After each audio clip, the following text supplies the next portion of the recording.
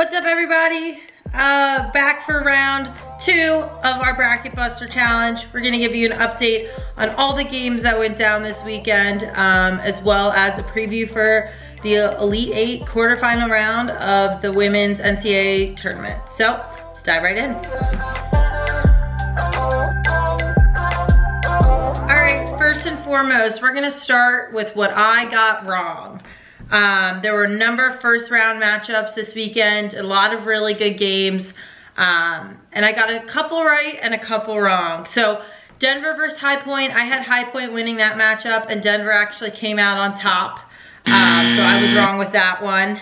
And then I also had Penn State beating Penn, and Penn actually won in double overtime versus the Nittany Lions. So there's 2 incorrect answers right there. Moving to the other side of the bracket, had Stanford beating Virginia. Virginia actually won. Virginia won by a very big margin. So answer number 3 incorrect.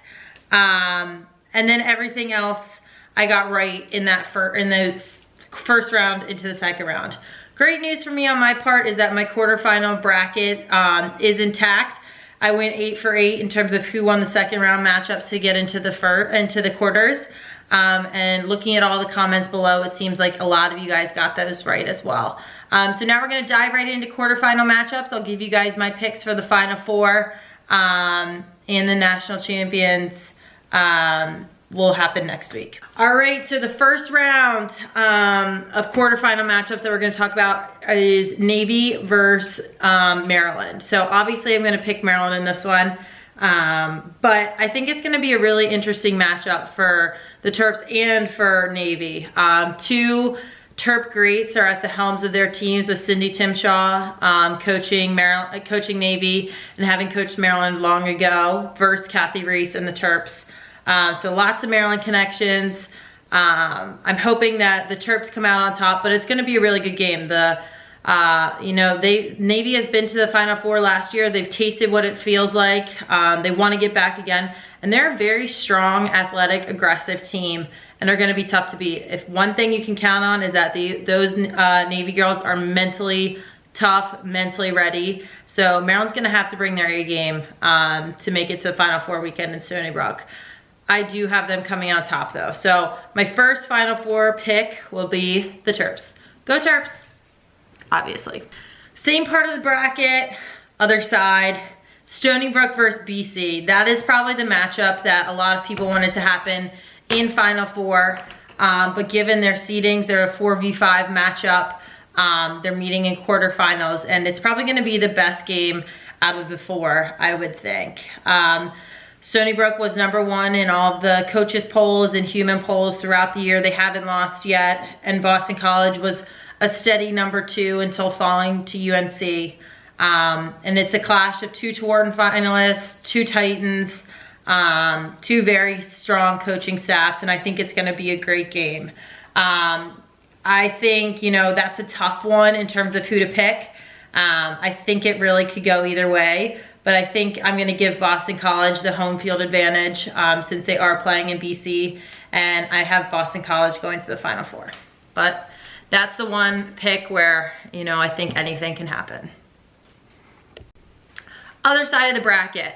So the first round matchup will be JMU versus Florida. Those 2 teams haven't played each other this year. So I think it's gonna be really interesting to see what happens in that game. Florida is athletic, they're super fast, they're super tough, very aggressive defense, and I think JMU is very, very similar in that. So I think these 2 teams are gonna match up really well.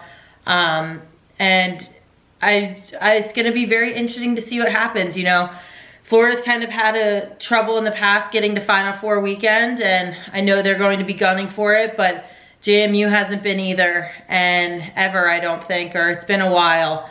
And so they're going to be hungry for it too. And I think just given the strength of schedule that JMU's played in the later part of their year, I have them coming out on top to get that 3rd Final Four slot.